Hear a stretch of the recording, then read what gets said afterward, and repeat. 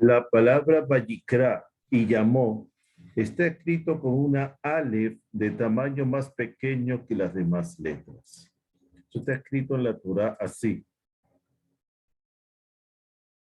Vayikra.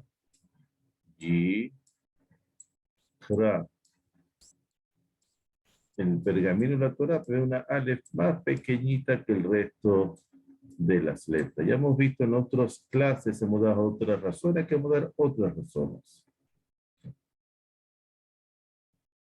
Se llama alef zeira. ¿Por qué?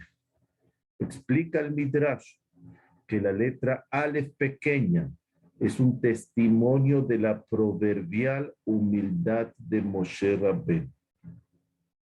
El empleo de la palabra Vayikra nos indica que Dios, al hablarle de ese modo a Moshe, lo enalteció, porque aquí dice Vayikar. Yakar es algo que es apreciado. Abrumado por tal distinción que Dios le confería, Moshe escribió Vayikra con una alef más pequeña de lo usual. Junto a esta sabia y hermosa explicación, existe otra tal vez más prosaica, pero que se nutre del esplendor de lo real y de lo auténtico. Los masoretas, palabra que deriva del término hebreo masoret, que significa tradición, fueron piadosos escribanos, o escribanos piadosos, que por más de 300 años del siglo VII al siglo X, mucho antes que Rashid, cuidaron escrupulosamente la fidelidad de los textos sagrados. Observaron con gran consternación que en muchos sefarim, en muchos sifrei Torah, en muchos rollos de la Torah, la palabra Vayikra, la primera palabra del tercer libro de la Torah, aparecía escrita sin la letra Aleph. Los masoretas, tras mucho meditarlo y discutirlo, concluyeron que tal vez se tratase de una omisión de los copistas. Adoptaron entonces la resolución de agregarle a estos sefarim, a estos rollos de la Torah, la letra Aleph que aparentemente faltaba, pero imbuidos de aquella humildad que caracterizaba a Moshe Rabbeinu, lo hicieron empleando una Aleph discretamente más pequeña. Esta pequeña Aleph de la palabra Vayikra nos habla de la encomiable humildad de Moshe y también del celo y del esmero de los hijos de Israel por preservar el tesoro de la Torá que Dios, por medio de Moshe, les otorgó en el desierto. La auténtica grandeza se encuentra siempre en la pequeñez de la humildad. Vemos en Talmud babilónico, en el Tratado de Megilá, más o menos por la página 31, en todo lugar donde encontramos la grandeza de Dios, ahí también hallamos su humildad. Esto es así en las tres secciones del Tanaj.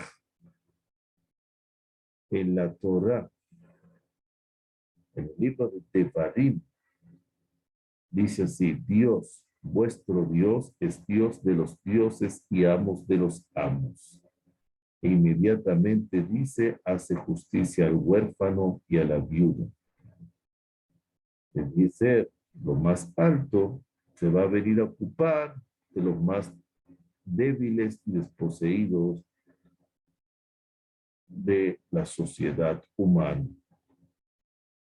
El profeta Yeshayahu, por ejemplo, dice: el Altísimo que habita la eternidad y cuyo nombre es sagrado, y de inmediato dice: conmigo habita aquel que es de espíritu contrito y humilde. Lo más alto, pero él se une a la persona más humilde.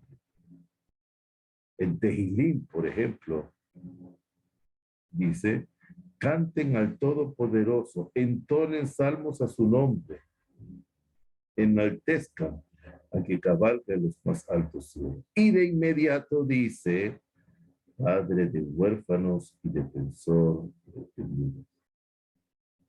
Avi Yetomim Bedayan Alman. Entonces ya vimos un ejemplo de la Torah, un ejemplo de Ketuvim, un ejemplo de Nevi'im, del Tanakh. La frase Vayikra, la palabra Vayikra, tiene un valor numérico de 6 más 10 más 100 más 200 más 1, me da 317. 317. Al igual que la palabra mizan, que significa muy poco, apenas, mínimo. Esto para enseñar que no en la suntuosidad ni en el pequeño detalle radica la grandeza de la virtud, sino en los detalles pequeños, en el pequeño lo que hago, la humildad con que lo hago, y no para decir, para que diga yo soy un tzadik o yo lo hago, yo soy grande. También si yo pongo 3 más 1, 4, 4 más 7 me da 11. Aquí me va a dar 11 es las 11 especies del Ketoret. Nosotros terminamos el libro de Shemot justamente con el Ketoret. Y Dios nos dice en el Shemot, en Parashat Vayakhel y en Parashat Pekudei, que no hay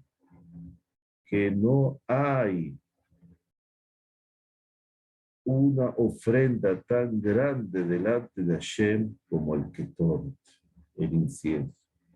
Aquí está el incienso que anula cualquier cosa mala del pueblo de Israel. Baruch Hashem Leolam. Amén.